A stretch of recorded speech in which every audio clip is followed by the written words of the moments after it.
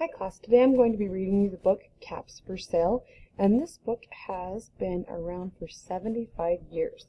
So this book is an older book. I had this book when I was a little girl, and my mom had this book when she was a little girl. So this is a tale of a peddler, some monkeys, and their monkey business. And it's told and illustrated by Esper Slobotkina. And while we're reading this book, I want you to think whether this book is a book that is based on fact or a book that's based on fiction. Now it says a peddler, and this man is a peddler. That means that he travels around selling things. It used to be that you saw peddlers a lot. You don't see them as much nowadays. Once there was a peddler who sold caps, but he was not like an ordinary peddler carrying his wares on his back. He carried them on top of his head. So you can see what he's carrying on top of his head. That's what he's selling, and they are hats.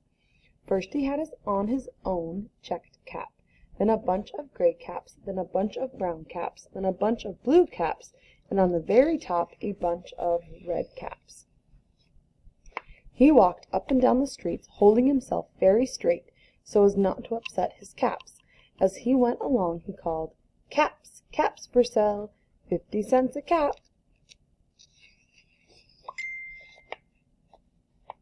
One morning he couldn't sell any caps. He walked up the street and he walked down the streets, calling, "Caps, caps for sale, 50 cents a cap."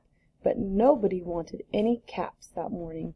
Nobody wanted even a red cap. He began to feel very hungry, but he had no money for lunch.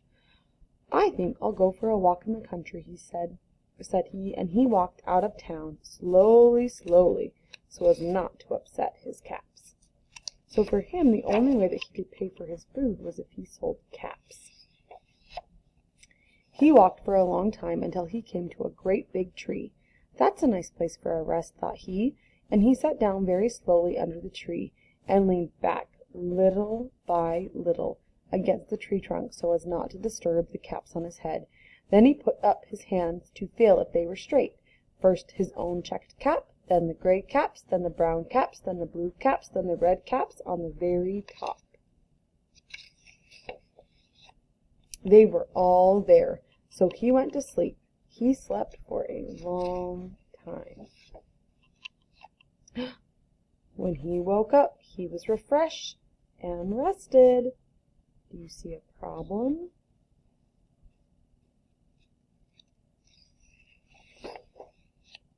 But before standing up, he felt with his hand to make sure his caps were in the right place.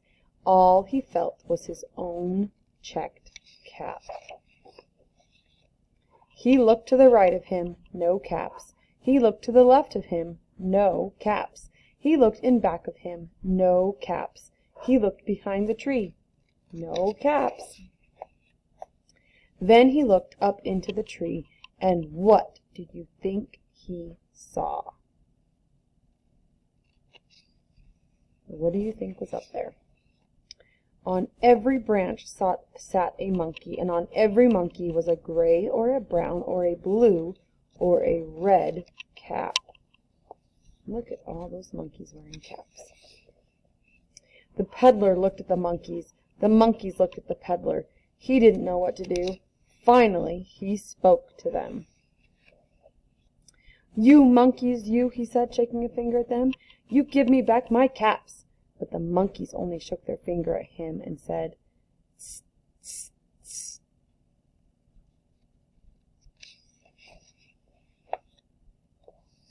This made the peddler angry, so he shook both his hands at them and said, "You monkeys, you give me back my caps."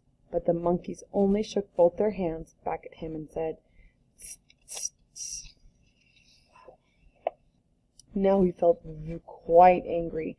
He stamped his foot and he said, "You monkeys, you give me back my caps." But the monkeys only stamped their feet back at him and said, "Tss, tss, tss." By this time the peddler was really very, very angry. He stamped both his feet and shouted, "You monkeys, you must give me back my caps." But the monkeys only stamped both their feet back at him and said, "Tss, tss, tss." At last he became so angry that he pulled off his own cap, threw it on the ground, and began to walk away. But then each monkey pulled off his cap. What do you think they're going to do? And all the gray caps, and all the brown caps, and all the blue caps, and all the red caps came flying down out of the tree. So the peddler picked up his caps and put them back on his head. First his own checked cap, then the gray caps, then the brown caps, then the blue caps, and then the red caps on the very top.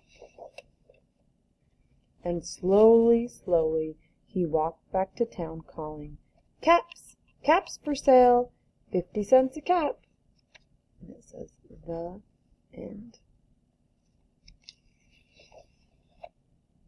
So now that we finished our story, I want you to think, is this a story that could really happen in real life? Or do you think that this story was a make-believe story? Or do you think it did happen in real life? Remember, if it probably didn't happen in real life, then it's a fiction story. If it did happen in real life, if it was about a real event, then it's a non-fiction story. Talk with your family about what kind of story you think it was.